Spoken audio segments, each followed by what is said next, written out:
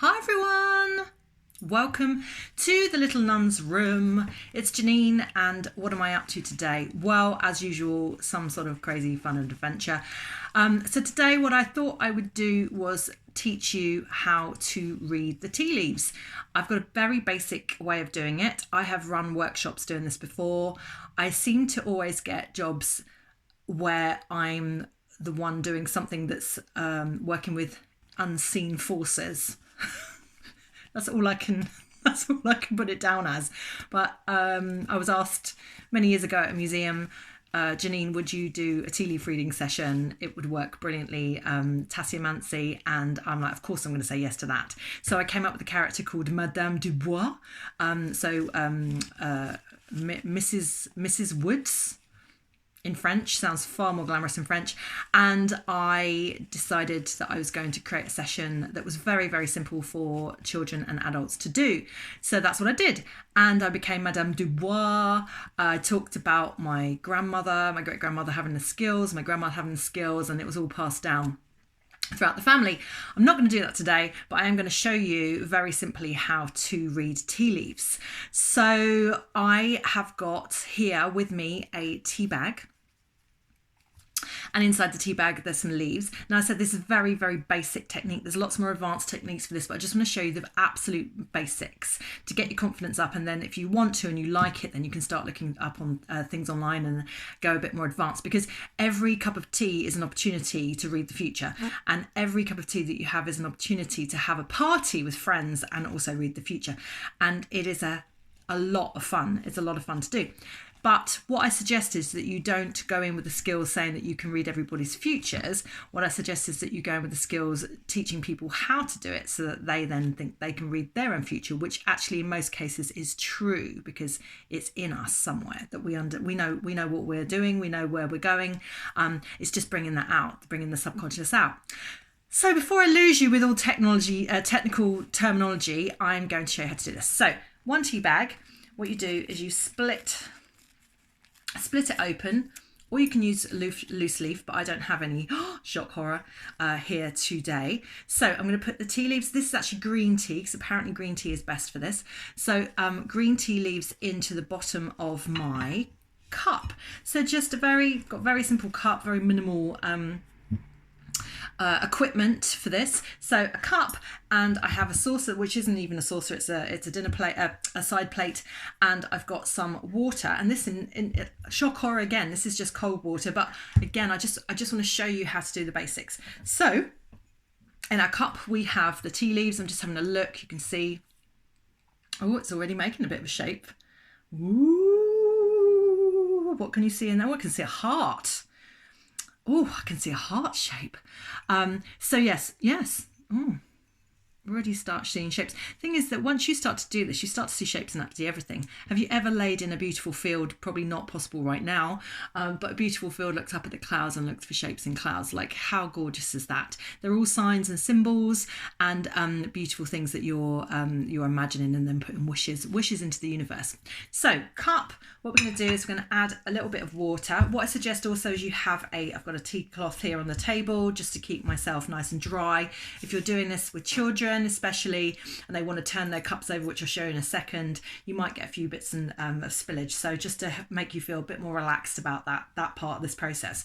So a bit of water into the bottom of the cup, not too much, because we are going to be turning this upside down in a second, and I'm giving a bit of a swirl to get those tea leaves moving and grooving. Apparently in history this is called the agony of the leaves. How interesting is that? It really is. If you start researching properly into this, and not just going on the surface that I'm doing, this is like thousands of years tradition in so many different cultures across the world. It is part of traditions, and even today people still use this to see the future. So I love doing this. It's very connecting. So yeah, so I've got these tea leaves in the cup, and what I'm going to do, I'm going to place this onto my plate as quickly as possible without too much spillage. So I'm going to turn it over, and then So I have it on my plate here. And then what I'm going to do is I'm going to turn it clockwise 360 degrees. So I'm going to go all the way around. And whilst I'm doing this, I'm going to think of a question. I'm not going to tell you my question, but this is my question for the future. So I'm going to turn it around 360 degrees.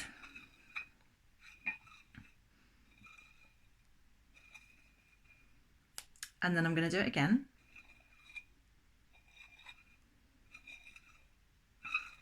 And then one more time.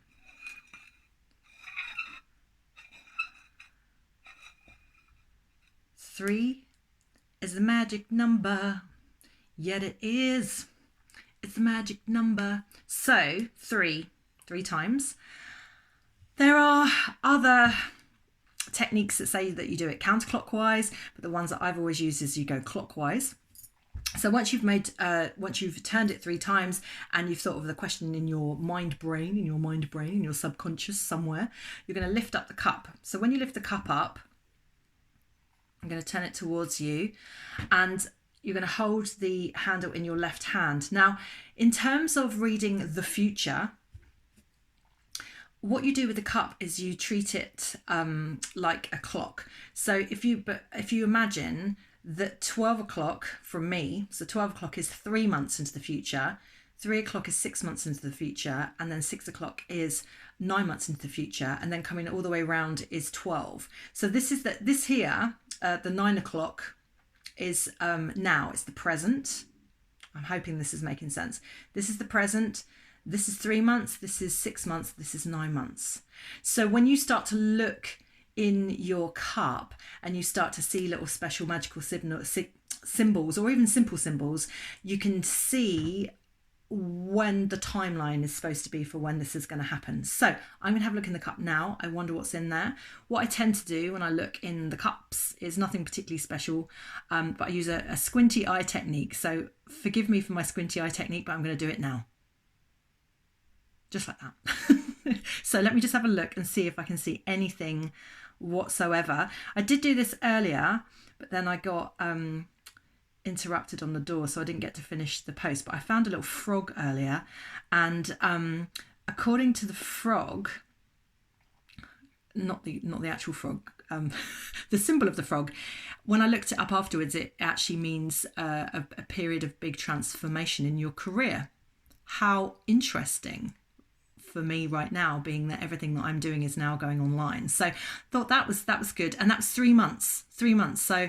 So yeah, that was very interesting. I've got what could be seen or thought of, and I'm going for mystical creatures, all sorts of creatures, but I've got a dragon, what seems to be a dragon, and that's actually at my 9 months, in my 9-month section, and it's right down the bottom of the cup. So according to other sources, things at the bottom, they're a little bit more negative. Not that there is a negativity in this process. It's about positivity and future thinking and future inspiration, but it's a little bit more negative, or at least it's where you're at right now. And then as you go further up the cup, it means that you're more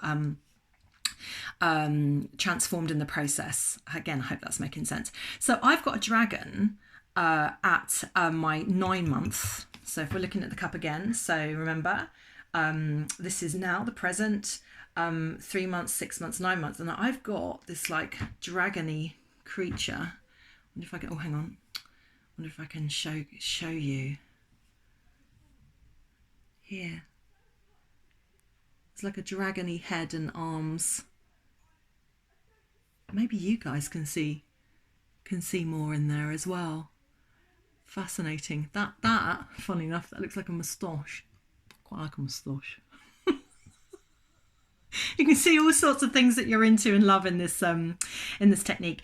So I have no idea what a dragon means, but I'm going to guess that it might be, again, something about transformation, something about dragons have incredible magic and power throughout history in terms of different cultures.